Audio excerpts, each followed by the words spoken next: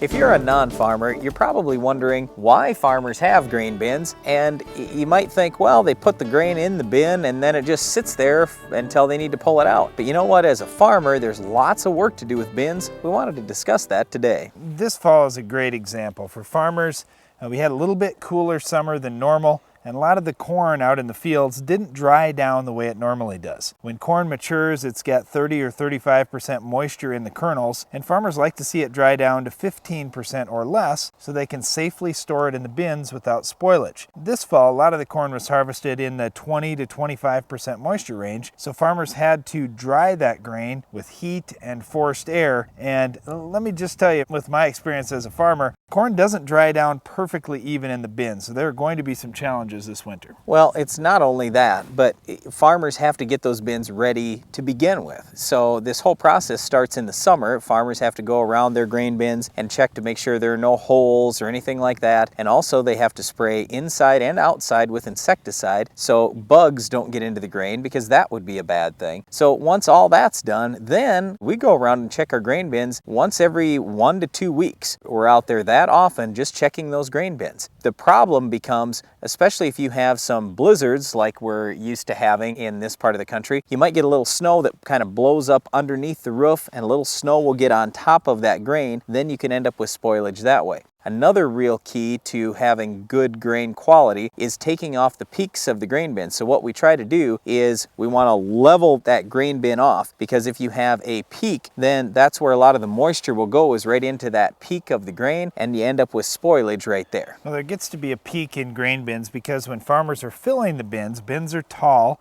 and to get the grain from a farmer's truck into the bin, they're using an auger. So they elevate that grain with an auger and drop it in a door on top of the bin. So as they're dropping it in, it lands in one central peak and kind of spreads out in the bin. And when you leave that peak or that mound on top of the grain, as moisture moves out of that grain, it moves up into the peak. And then you end up with some spoilage right on the highest point in the grain bin. So what Brian was getting at is you like to go into the bins, and with a shovel, you get somebody like Brian to scoop the grain around so you get it all nice and level. And then when the moisture comes up, it just comes up evenly and leaves the bin. So besides all this work of checking the bin, getting it ready, a farmer will also usually have air or a fan on this grain bin. So what we'll usually have on the floor of our grain bins is a perforated floor. So there's space underneath that steel floor. So in between the cement and the steel floor of the grain bin, there is space, and we'll blow air into that. And so then the air can move all through that grain. We're doing that for 2 reasons: to hopefully dry it out just a little bit, keep some moisture out. But the other thing is to cool it, because if you have your grain cold as a farmer, let's say I can get that grain down to 20 degrees, there's very little chance that we'll get spoilage or insect problems. I mean, it's just like in your refrigerator. Why do you keep food in a refrigerator? It's so it doesn't go bad.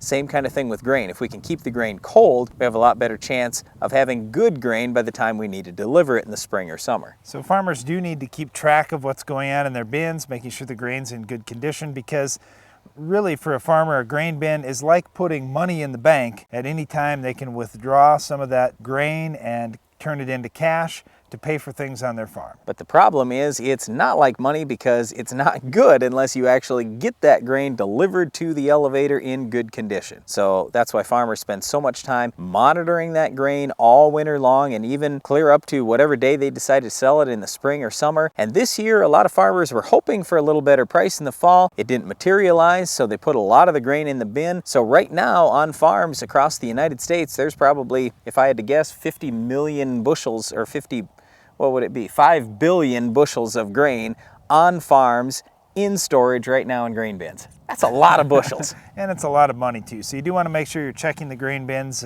If you are a farmer and have grain on the farm, keep an eye on them, especially this time of year, because now is when things are going to start showing up. Well, another thing you need to keep an eye on is our Weed of the Week. Can you identify this week's weed?